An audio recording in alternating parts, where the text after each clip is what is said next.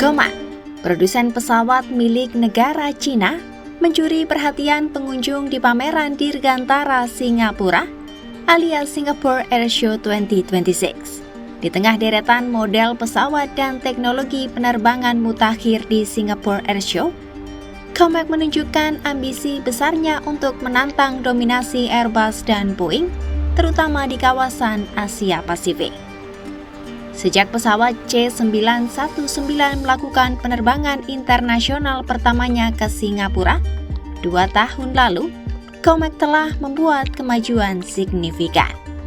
Pesawat tersebut dirancang untuk bersaing langsung dengan Airbus A320neo dan Boeing 737 MAX.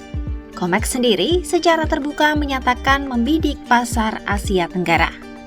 Bagi perusahaan milik negara Cina itu, pameran udara di Singapura adalah kesempatan untuk memposisikan diri sebagai pesaing potensial bagi Airbus dan Boeing di Asia Pasifik. Tak buang-buang kesempatan, Comac memanfaatkan momentum ketika maskapai di kawasan menghadapi keterlambatan pengiriman pesawat dari dua raksasa barat tersebut. Direktur Jenderal Asosiasi Transportasi Udara Internasional atau IATA, Willie Walsh menilai Comac berpotensi menjadi pemain global. Namun ia menekankan bahwa proses itu akan memakan waktu 1 hingga 2 dekade.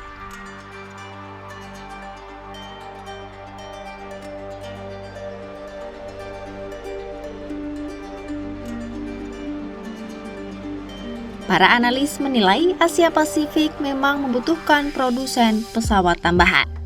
Terlebih, keterlambatan pengiriman akibat kekurangan mesin dan gangguan rantai pasok membuat usia rata-rata pesawat meningkat dan biaya operasional maskapai ikut membengkak.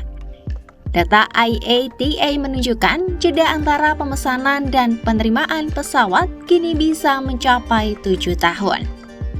Kondisi ini dinilai menghambat pertumbuhan maskapai yang seharusnya bisa tumbuh 2 digit pada 2026 jika pesawat baru tersedia.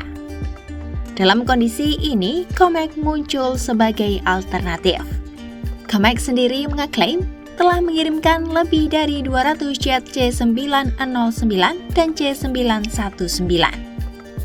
Sekitar seperempatnya telah dioperasikan maskapai di Laos, Vietnam, Brunei, dan juga Kamboja. Di Indonesia, maskapai Transnusa telah lebih dulu mengoperasikan pesawat ARJ21700 buatan Comac untuk rute domestik dan internasional. Asosiasi Maskapai Penerbangan Asia Pasifik atau AAPA menyebut kehadiran Comac sebagai angin segar. Selama puluhan tahun, industri pesawat komersial dinilai terlalu bergantung pada struktur oligopoli, bahkan duopoli. Didukung penuh oleh pemerintah Cina, Comac menawarkan harga yang lebih rendah, sehingga menarik bagi maskapai berbiaya rendah di negara berkembang. Namun, Comac masih harus menghadapi tantangan besar.